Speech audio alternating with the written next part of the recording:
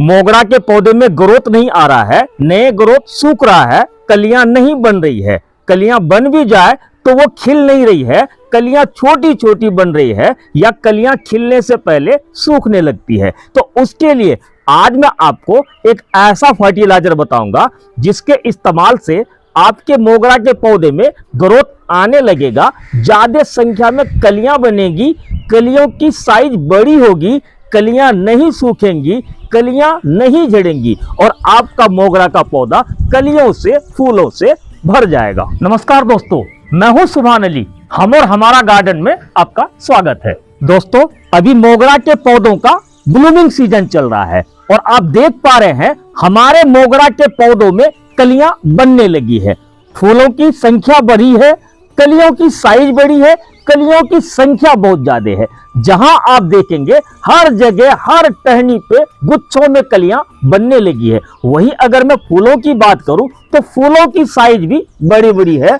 आगे मैं आपको दिखाऊं, हर जगह आपको कलियां ही कलियां दिखाई दे रही हैं। इसी तरह के दो पौधे भी अगर आपके गार्डन में है तो पूरा गार्डन और घर मोगरा की खुशबू से महक उठेगा। लेकिन मोगरा के पौधे पर अगर कलियां या फूल नहीं खिल रहे हैं तो मोगरा के पौधे की खूबसूरती भी नहीं रहती है। मैं आपको दिखाना चाहता हूं, यहाँ पर हमारे 4 मोगरा के पौधे रखे हुए हैं। 2 पौधे कलियों और फूलों से भरे हुए हैं, जबकि 2 पौधा ना ही इस पर कलियां बनी है ना ही इस पर फूल खिल रहे, जबकि ग्रोथ इन दोनों पौधे पे भी अच्छी खासी चल रही है। और सिर्फ ग्रोथ से काम नहीं चलने वाला है, क्योंकि मोगरा के पौधे पर इस समय ब्लूमिंग सीजन चल रहा है, तो हमें भी अपने मोगरा के पौधे पर भर भर के कलियां और भर भर के फूल चाहिए। तो उसके लिए हमें अपने मोगरा के पौधे पर क्या क्या केयर करनी है और कौन सी फर्टिलाइजर डालनी है जिससे कि हमारे मोगरा के पौधे पर इस तरह का रिजल्ट देखने को मिले।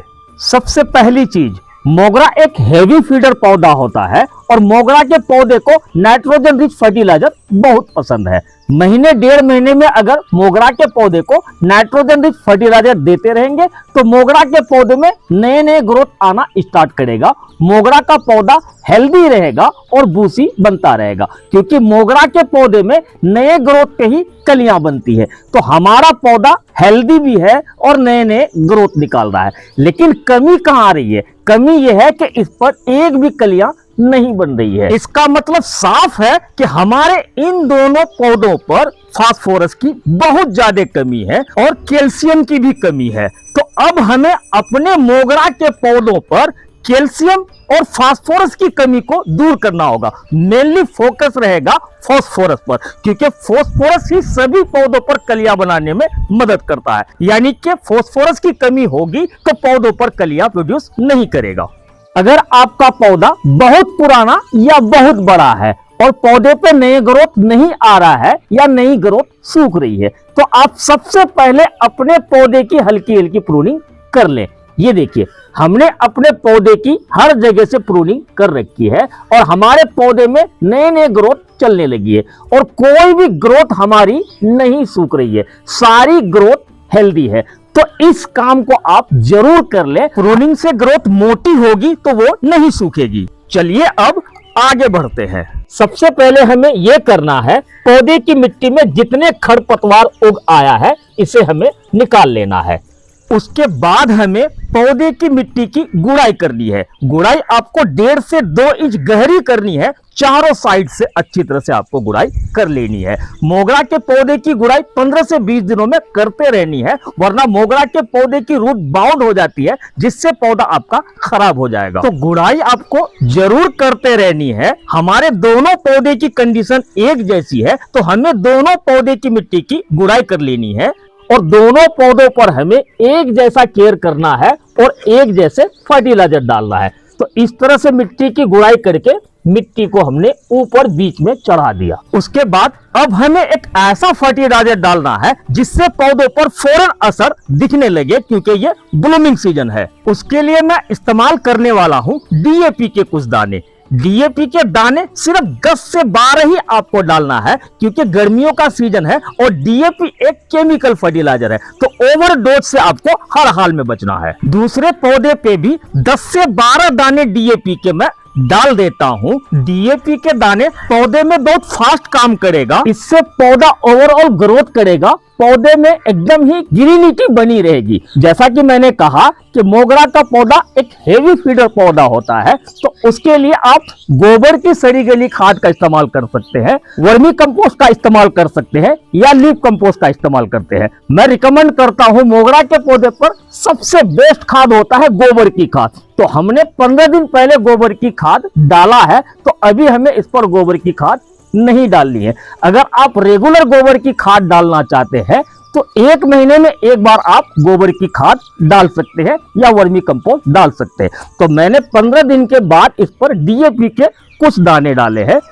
उसके बाद अब हमें इस तरह से मिट्टी को बराबर करना है, क्योंकि ज्यादा खाद भी हमें नहीं देना है। रेगुलर बेसिस पर हमें मोगरा के पौधे की केयर करनी होती है और फर्टिलाइजर डालते रहना होता है, तभी मोगरा के पौधे की लगातार ग्रोथ चलती है। अब हमें इस पर फास्फोरस और कैल्शियम के लिए लिक्विड फर्टिलाइजर डालना है। उसके लिए मैंने लिया है पानी से भरा हुआ एक जग और लिया है ये फर्टिलाइजर। ये पूरी तरह से ऑर्गेनिक और होममेड फर्टिलाइजर है। ये फ्री की चीज है, आपके घर में ये जरूर होगी। इसे 3 चम्मच के करीब हमने लिया है, इसे हमें डाल देना है। अब मैं बताता हूं ये कौन सा फर्टिलाइजर है। ये है केले के छिलके का फर्टिलाइजर। केले के छिलके को अच्छी तरह से सुखाकर मिक्सी के जार में हमने पीस लिया है। उसके बाद ये दूसरा फर्टिलाइजर, ये देखिए, ये भी पूरी तरह से ऑर्गेनिक और होममेड फर्टिलाइजर है। ये है लकड़ी की राख। तो लकड़ी की राख भी हमने 3 चम्मच के करीब लिया है। डोज का खास ध्यान रखें। 2 पौधे के लिए हमने 3 चम्मच केले के छिलके का फर्टिलाइजर डाला, उसके बाद 3 चम्मच हमने लकड़ी की राख डाली है। अब इसे अच्छी तरह से हमें मिक्स कर देना है। मिक्स करने के बाद हमें दोनों पौधों पर डाल देना है। पौधों पर डालने के बाद अगर ये लिक्विड बच जाता है तो आपको अगले दिन फिर से डाल देना है, क्योंकि हमने 2 पौधे के हिसाब से डोज बनाई है, तो दोनों पौधों पर इसको डालना बहुत जरूरी है। इस काम को करने के बाद अब आपको पौधों को पूरे दिन के धूप वाले जगह पर रख देना है, क्योंकि मोगरा का पौधा एक सनलविंग प्लांट होता है। धूप वाले जगह पर मोगरा के पौधे को रखेंगे तो बहुत अच्छे से पौधा ग्रोथ करता रहेगा। अब आपको अपने मोगरा के पौधे पर ज्यादा एक्सपेरिमेंट करने की जरूरत नहीं है। बस फुल सनलाइट में पौधे को रखें और पानी का विशेष ध्यान रखें। सुबह शाम पौधे को पानी देते रहे।